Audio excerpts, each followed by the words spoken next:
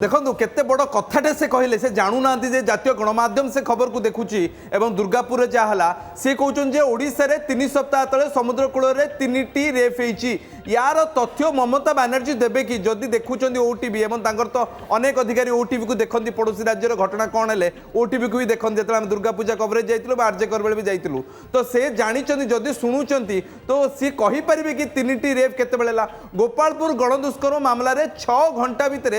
10 जन अभियुक्त गिरफ होता ये सारा देशर एक लॉस एक बड़ पदक्षेप थिला जो पुलिस 10 जन अभियुक्त ब्लाइंड केस रे केमती धरा पड़े और से 10 जन भितर 9 जन को बर्तमान बड़ ट्रायल सरुची 3-4 मास भितर से दंड शुणा तो एभली मामला को सी उदाहरण दे पारे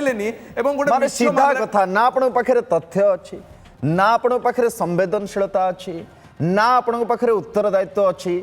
तापरे आपण ओलटा मुह फुटाणी रे परामर्श अन्य छात्र छात्री मानकु छात्री मानकु खास करी तांकर अभिभावक मानकु कहया पई चाहउछन्ति प्रकारांतरे जे पिला माने संध्या आउ घरु पदा को बाहरन